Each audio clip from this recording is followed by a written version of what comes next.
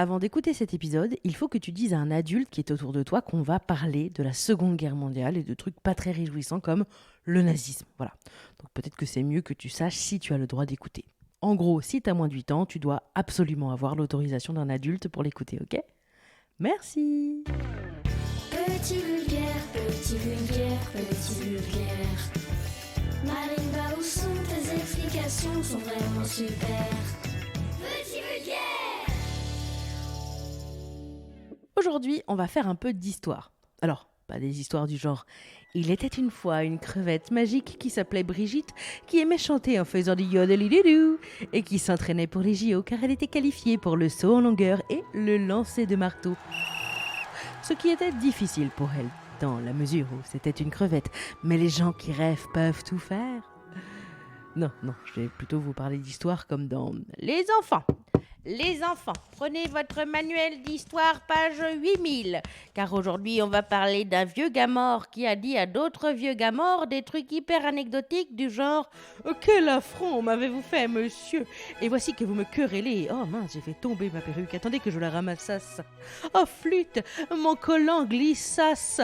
Oh non, et voilà que je trébuchasse. » Et puis après, vous devez apprendre la date par cœur pour avoir une bonne note à votre contrôle. C'est trop nul. Voilà, donc on va faire ce type d'histoire, sauf que là, normalement, je devrais réussir à rendre ça un petit peu rigolo. Après, j'avoue que la grosse différence avec les profs d'histoire, c'est que 1, ils savent de quoi ils parlent, en rapport au fait que c'est des professionnels qui ont fait des études, et 2, ils ont quand même moins le droit de faire des blagues de prout que moi. Oh, les pauvres. Et aujourd'hui, on va parler du roulement de tambour. Découvrement. C'est quoi ça? Non, du découvert. Non plus. Et pourtant, ça, j'aurais des trucs à dire. Non, je sais, on va parler du débarcadère. Hein? Non, je sens que c'est pas encore ça. Je progresse, mais je le sens qu'on n'y est pas. Ah, je sais. On va parler du débarquement. Voilà. Alors moi, le débarquement, je connaissais vaguement parce que mes cousins, Antoine et Léa, ils habitaient à Cherbourg en Normandie et justement, c'est en Normandie que ça a eu lieu, le débarquement. Du coup, sur le sujet, il y a plein de musées à visiter et tout ça, mais j'avoue que ça restait quand même un peu flou. Alors ce que j'ai fait, c'est que j'ai regardé sur Internet et je vais t'expliquer ce que j'ai compris. Le débarquement, c'est un moment très important de la Seconde Guerre mondiale qui a eu lieu entre 1939 et 1945. Pour te donner une idée, ma mamie, elle est née en 1939. Donc la Seconde Guerre mondiale, c'était il y a longtemps, mais pas si longtemps que ça. C'était genre il y a ma mamie. Alors la Seconde Guerre mondiale, je te résume vite fait, c'est un moment où un mec horrible avec une moustache horrible est arrivé au pouvoir en Allemagne. Comment il a fait ? Eh bien, il a été élu par le peuple allemand, qui devait avoir des pots de saucisson sur les yeux, parce qu'a priori, ils n'avaient pas vraiment capté que, ce petit monsieur énervé qui avait des cheveux gras voulait faire comme Minus et Cortex. Dis Cortex, tu veux faire quoi cette nuit? La même chose que chaque nuit, Minus. Tenter de conquérir le monde. C'est Minus et Cortex. Et 2, le mec était un nazi. Alors, c'est quoi les nazis?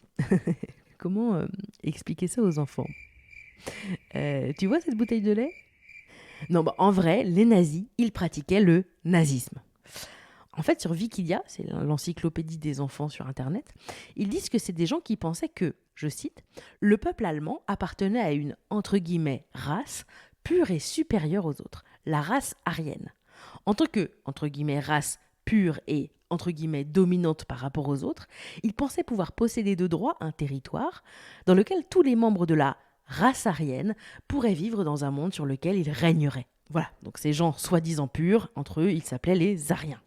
Voilà. Et là où c'est un petit peu rigolo, c'est parce que quand ils voulaient être gentils ou bons, on disait « Ah oui, lui, c'est un bon Aryen. » Un bon Aryen, tu l'as ? Par rapport aux gens nuls, les bons Aryens. Voilà. Donc ça, c'est la seule blague que je vais faire sur le nazisme, parce que sinon, le nazisme, c'est horrible de penser ça, de penser qu'on est meilleur que quelqu'un d'autre à cause de sa couleur de peau, de sa couleur des yeux, de sa culture, de ses idées, de sa religion. En fait, le nazisme, c'est un petit peu comme un super racisme qui ferait que tous ses membres se sentiraient légitimes à faire des choses atroces et horribles à des gens, de les mener à la mort même, et ça dans des conditions inhumaines. Ils ont envoyé dans des camps de travail, des camps de concentration, on appelait ça, des personnes juives, des personnes homosexuelles, tous les gens qui n'étaient pas d'accord politiquement avec eux, les tziganes, bref, c'était des personnes horribles. Et Hitler, c'était un méchant, un grand méchant. Et je te rassure tout de suite, il est mort il y a longtemps, en 1945, soit il y a ma mamie, moins 6 ans. Donc ce méchant monsieur, Hitler, il arrive au pouvoir en Allemagne et là, pouf, il se met à conquérir un peu tous les pays autour de lui parce que, pourquoi pas hein. Donc là, je parle de pays comme l'Autriche, la Pologne, le Luxembourg et même à un moment, donc, la France. Alors, je vais pas te faire le résumé de ces longues années de guerre en France, mais je vais juste te dire qu'on dit que la France, elle a été occupée. Ça veut dire que les armées allemandes sont venues en France, qu'il y a eu des batailles, que les soldats français ont perdu. Donc les Allemands, ils se sont installés, quoi. Et ils ont dit des trucs du genre « À partir de maintenant, on va prendre toutes vos richesses et on va s'installer chez vous, et puis on va gérer tout ce qui se gère, le tout dans la terreur, ok ?» Ok. Et il faut savoir que le gouvernement français l'a même aidé. Ça, c'était un moment où la France, c'était n'importe quoi. C'était dirigé par des zinzins qui avaient sûrement peur des occupants allemands, mais ils ont quand même bien trahi la France. Hein. Alors heureusement, en France, il y avait des gens qui résistaient contre les Allemands, mais en secret. Psst, chut. Ces gens, on les appelait les résistants et les résistantes, parce que ils résistaient. On s'est pas trop foulé quand il a fallu leur trouver un nom. Alors je te donne des exemples de résistants et de résistantes. Par exemple, Lucie Aubrac, une femme incroyable qui a sauvé son mari plein de fois et qui était espionne. Elle passait des messages. Et chez elle, par exemple, il y avait des réunions secrètes de résistants. Non. Il y avait aussi Jean Moulin. Alors Jean Moulin, lui, c'était le mec qui mettait en contact des groupes de résistants et des soldats français qu'on appelait les Forces françaises libres. Les Forces françaises libres, c'était des soldats qui disaient « Nous, on veut pas se soumettre à l'Allemagne et de l'extérieur de la France, on va manigancer et œuvrer pour la victoire. » Le chef des Forces françaises libres, c'était un monsieur qui s'appelait le général de Gaulle. Mais moi, je dis le GG de Gaulle parce que je trouve ça plus rigolo. Et le GG de Gaulle, après, il va être président de la France. Vive la République!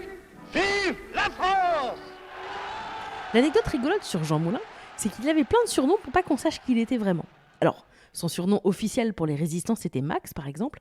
Mais quand il était en mission d'espion ou quand il avait besoin de se faire passer pour quelqu'un d'autre, il choisissait d'autres noms, mais c'était toujours des noms qui commençaient par J et M, l'initiale de son prénom, Jean, et l'initiale de son nom, Moulin. Et s'il faisait ça, c'est parce qu'en fait, il était très coquet. Donc, il aimait bien que ses initiales soient brodées sur sa chemise.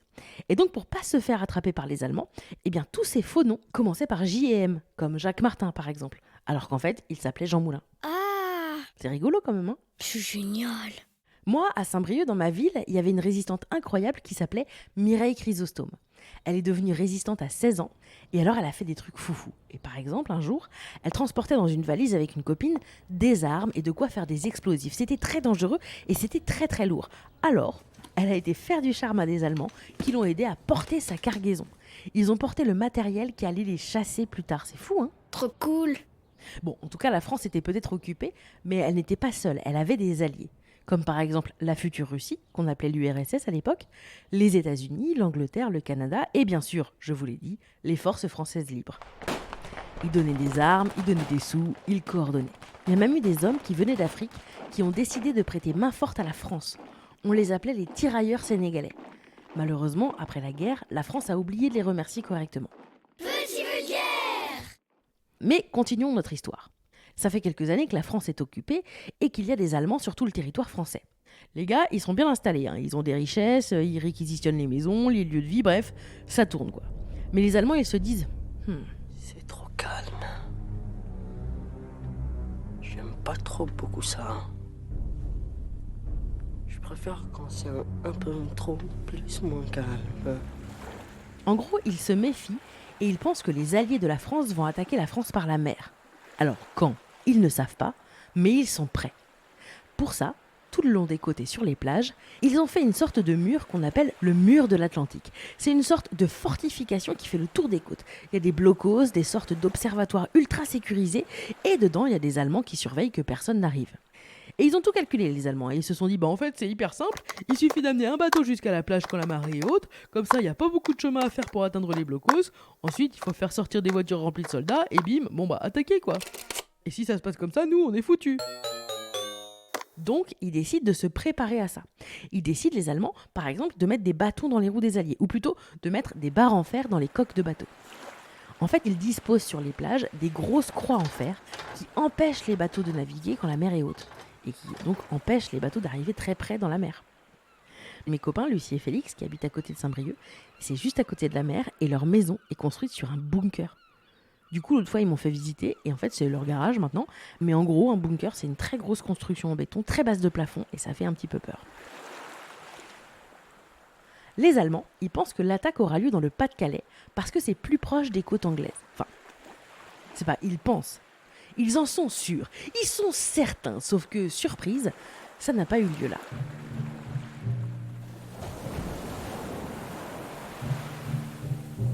Mais comme les Alliés voulaient que les Allemands pensent qu'ils allaient débarquer dans le nord de la France, ils ont tout fait pour leur faire croire qu'ils avaient raison. Donc ils faisaient des petites attaques, ils ont même placé une fausse armée avec des faux navires et des chars en caoutchouc, côté anglais, pour faire croire aux Allemands qu'ils avaient raison, que ça allait bien avoir lieu en face des côtes anglaises, donc dans le Pas-de-Calais. Ah d'accord. Or, ça a eu lieu dans le Cotentin, en Normandie. Et pas à un seul endroit. Oh non, non, non, non. Ça a eu lieu à plein d'endroits différents. Et en surprise, le 6 juin 1944. Bon, mais revenons un peu quelques temps avant. Et sache que je peux te raconter tout ça parce que j'ai lu un super livre d'une dame qui s'appelle Annick Cogent, qui s'appelle Nous y étions. 18 vétérans racontent leur D-Day. C'est publié chez Grasset et c'est absolument génial parce que les anciens soldats racontent ce qu'ils ont fait et ce qu'ils ont vécu lors du débarquement. Donc, les Alliés décident de faire un débarquement en Normandie. Donc les soldats ils sont là. Super idée. Donc on fait quoi? On y va à la fleur au fusil, on débarque et on dit hello et on capture tous les Allemands et après on sauve le monde? Et là les chefs ils ont dit alors oui mais on va quand même se préparer un petit peu. Et quand je vous dis se préparer, les mecs ils se sont préparés. Tu sais quand t'as une dictée préparée à la maison et que tu connais les mots à l'avance, alors du coup tu bosses comme un fou ou comme une folle. Et bah à côté, c'est de la gnognotte. Ah bon? Tu vois quand c'est la rentrée, que tu vérifies 8 fois que t'as tout bien mis dans ton cartable, à côté, c'est que dalle mon gars. Non. Eux, ils se sont tellement préparés qu'ils ont envoyé des gens en reconnaissance, la nuit, dans des barques. Et les mecs, ils devaient ramper sur la plage totalement mouillée pour remplir des bacs de sable pour que les soldats qui allaient débarquer le jour J sachent comment il était ce sable. C'est un truc incroyable. Ils ont fait des exercices sur des plages qui ressemblaient à celles de Normandie. Ils se sont entraînés. Et soudain, le jour du débarquement est arrivé. Et cette opération militaire s'est appelée Opération Overlord. On se retrouve sur la plage. Franchement, on dirait le nom d'un film de super-héros, non? Ça a eu lieu dans la nuit du 5 au 6 juin 1944, soit il y a 80 ans quasiment jour pour jour. Sauf que ça devait se passer quelques jours plus tôt. Mais la météo a été nulle, ça convenait pas. Il fallait que la lune soit pleine, que ça soit dégagé, bref, ça marchait pas.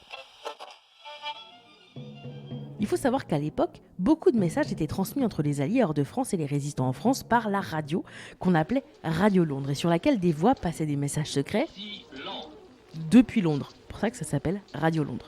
Les Français parlent aux Français. Et pour annoncer le débarquement, sur Radio Londres, il a donc été dit Les sanglots longs des violons de l'automne. En fait, c'est un bout d'un poème de Paul Verlaine, ou presque, ils se sont un peu plantés dans les mots. Et les gens qui l'ont entendu ont su qu'ils devaient donc se tenir prêts parce que le débarquement allait se passer. Et à 21h15 le 5 juin, ils ont entendu à la radio la suite du poème. Je répète, Les sanglots longs des violons d'automne blessent mon cœur d'une langueur monotone. blesse mon cœur d'une langueur monotone. Avec ça, le débarquement était lancé. 5 plages ont été choisies par les Alliés. Alors d'abord, les Alliés ont envoyé des bombes avec des avions vers minuit. Ensuite, ils ont lâché dans les airs des parachutistes. Et eux, une fois au sol, tant qu'il faisait nuit, leur mission c'était d'aller détruire des ponts et des routes pour rendre ça plus difficile pour les Allemands. Et même commencer à libérer des villages, comme par exemple celui de Sainte-Mère-Église, où il y avait une trentaine d'hommes qui se sont posés et qui ont, après des combats, libéré la ville. Enfin, il y en a un qui s'appelait John Steele. Lui, il a posé le pied sur terre bien après tout le monde, parce qu'en fait, son parachute est resté accroché à la pointe du clocher de l'église. Donc le mec, il était accroché à l'église, quoi. Il va être décroché par les Allemands et fait prisonnier, mais il va réussir à prendre la fuite. Et aujourd'hui, si vous allez à Sainte-Mère-Église, en hommage, eh bien, il y a un mannequin grandeur nature avec un parachute qui est accroché à l'église. Et alors, il y a une anecdote que tout le monde raconte toujours, mais qui est très bien racontée dans un film qui s'appelle Le Jour le plus long. Alors, Le Jour le plus long, c'est un film que beaucoup de gens connaissent. Ça raconte tout le débarquement. C'est un film qui est assez long. Et alors, c'est un film qui n'est pas vraiment très juste. Les soldats, dans le livre que j'ai lu, les soldats, ils disent « On n'aime pas du tout ce film, il est super pas bien ». Mais bon, il y a quand même un truc qui est bien raconté dans ce film-là. C'est que les parachutistes qui sont arrivés sur le sol normand, ils avaient besoin d'un moyen de se reconnaître entre eux, si jamais il faisait nuit. Bah oui, parce que quand tu entends un bruit derrière un buisson, comment tu peux savoir si c'est ton ami ou si c'est ton ennemi qui arrive? Et bien justement pour ça, on leur avait donné des sortes de criquets. Alors pas des Jiminy Cricket, hein. On leur a pas donné des insectes avec des parapluies et des chapeaux haute forme. Sifflez vite, vite. Sifflez vite, vite. Non, là ce sont plutôt des objets en métal qui font ce bruit. Et donc quand ils entendaient du bruit, il était entendu qu'ils devaient faire ça. Si de l'autre côté du buisson c'était un ami, ils devaient alors répondre en faisant... Sauf qu'en fait, mince, le bruit du cricket 2 fois, c'est exactement le même bruit que quand on recharge un fusil allemand. Pas de bol, hein. Donc c'était un truc très ingénieux, mais ça a été un gros truc raté quoi. Côté mer, pendant la nuit, un nombre incroyable de gros bateaux se sont rapprochés doucement des plages. À 6h30, le débarquement commence. Les 150 000 soldats armés débarquent et avancent vers les bunkers allemands.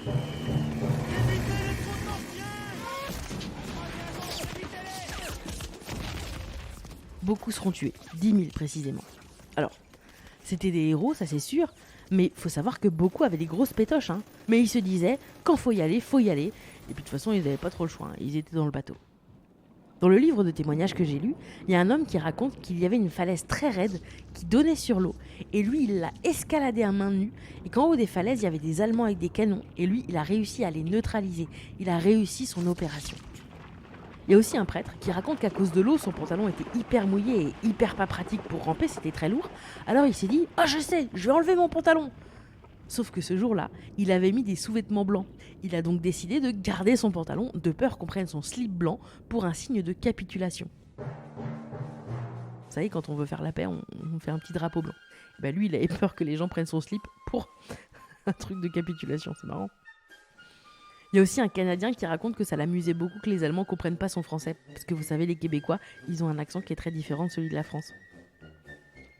En fait, il faut bien se rendre compte qu'il y avait des milliers d'hommes qui avaient des missions très différentes. C'était une grosse opération et c'est incroyable qu'elle ait fonctionné. Et puis imaginez la surprise des Allemands des 5 plages du débarquement. Ils se couchent, il n'y a personne, le jour se lève, il y a plein d'Amerlocs et de Canadiens et d'Anglais qui déboulent. Ah bah ils étaient pas prêts à combattre, hein. Ils étaient en pyjama en fait.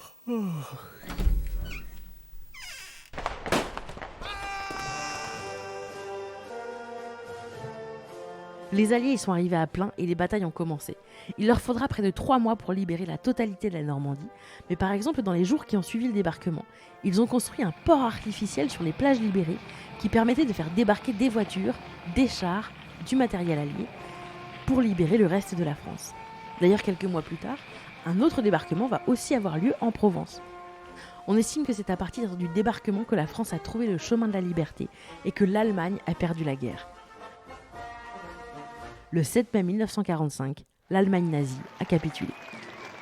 Voilà, ça c'était le débarquement, mais en petit vulgaire.